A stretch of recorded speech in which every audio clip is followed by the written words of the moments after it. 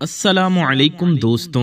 आज की ये वीडियो आप सभी के लिए बेहद ख़ास और प्यारी होने वाली है, क्योंकि आज के इस वीडियो में हम आपके लिए एक ऐसा ख़ास और पावरफुल वजीफ़ा लेकर हाजिर हुए हैं।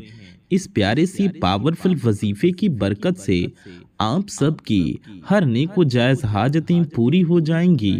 आप सबकी दिल की सारी मुरादें पूरी हो जाएंगी। आपकी तमाम दुआएं कबूल होंगी इंशाअल्लाह ताला। जी हाँ मेरे प्यारे दोस्तों, मेरी माओ बहन, आपको ये वजीफा पढ़ना नहीं है बल्कि सिर्फ सुन लेना है। आप इसे नापाकी में भी सुन सकते हैं, आप बिना वजू के भी सुन सकते हैं, चलते फिरते उठते बैठते किसी भी दिन किसी भी वक्त आप इस वजीफे को सुन सकते हैं। प्यारे दोस्तों, इससे आपके मालो दौलत में रोज़ रिज़्क़ में बेपनाह इजाफा होगा। तो आइए इस वजीफे को ध्यान से सुनते हैं। अऊज़ु बिल्लाहि मिनश शैतानिर रजीम, बिस्मिल्लाहिर रहमानिर रहीम। रब्बि इन्नहुन्ना अضلल्न कसीरम मिनन नास फमन तबिअनी फइन्नहु मिन्नी वमन असानी फइन्नक गफूरुर रहीम। रब्बना इन्नी अस्कंतु मिन दुर्रिय्यती बिवादिन गैरि दी ज़रअन عند بيتك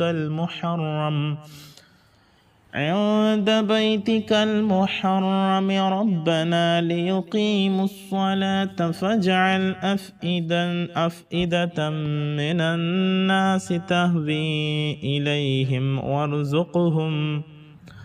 وارزقهم من الثمرات لعلهم يشكرون.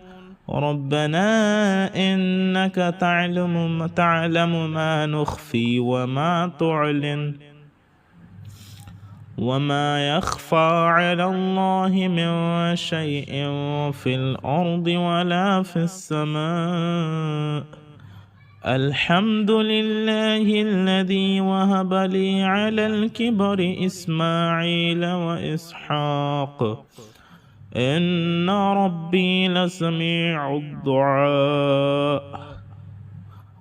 رب اجعلني مقيم الصلاة ومن ذريتي ربنا وتقبل دعاء. ربنا اغفر لي ولوالدي وللمؤمنين يوم يقوم الحساب.